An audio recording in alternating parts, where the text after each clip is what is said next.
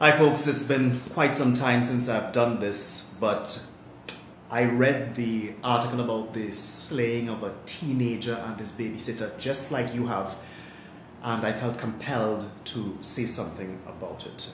First off, I'd like to express my deepest condolences to the families affected by this horrific tragedy. There are no words that I could express that would bring any comfort to you, and I'm quite sure that this is something that is going to affect you for the rest of your lives, long after the headlines have gone silent.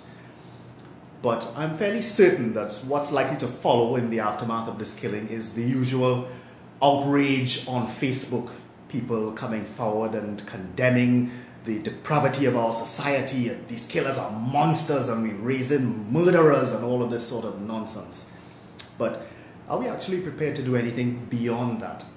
You see, I always felt that as a people, we tend to put politicians before ourselves, and consequently we spend more time bickering and defending them and their inaction instead of seeking our own interests. And that works quite well for politicians on both the opposition and the government sides.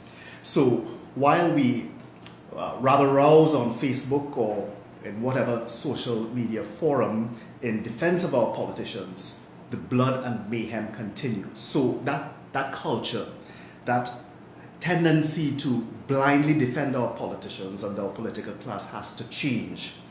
What I think really is needed is some sort of non-partisan movement, some gathering of force with people of differing religions, political beliefs and persuasions, all rallying around one cause: ridding our country of this criminal depravity. Because regardless of who we are, the color of our skin, the texture of our hair, we are all impacted by crime. So we need to come together in a non-partisan way to force our politicians to stop playing the ass in Parliament and actually do what they were put there for. Forget about the excuses. Forget about, well, they didn't do it when they were there, or this is exactly what they wanted, now they're there and they're not doing anything. Forget all of that shit. That doesn't matter anymore. We need them both to come together, and the only way that's going to happen is that if we come forward and pressure them to do what they were put there for. Now, there are also things that we can do to impact crime in this country. For example, when you need to repair a carburetor, what do you do when you don't want to pay a mechanic? What do you do? Well, you go on the Google and you search how to repair a carburetor. If you want to make a flan, so why you'd want to make a flan, you go on the Google and you Google how to make a flan. If you would like to find out how you can impact crime in your community or help out underprivileged at-risk youth, well, why don't you go on Google NGOs doing that sort of work in your community?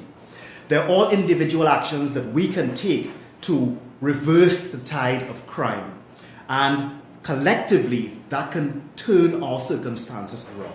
So those are the two things we need collectively to do. We need to get together in a non-partisan way to force politicians to do their jobs, and we're no longer prepared to accept any excuses or any garbage from them, and we should no longer accept any garbage from ourselves. We cannot put politicians before ourselves. We have to put our families before those politicians, and we have to take action on our own to see how we can improve the lot for people in our communities, because ultimately that's what's going to improve our lives. I'm not asking you to rally around me. I'm not asking you to rally around a political party or a political cause. I'm asking you to rally around yourselves, rally around your communities, and rally around your country. That's the only way that we can take this country back from the clutches of criminal depravity.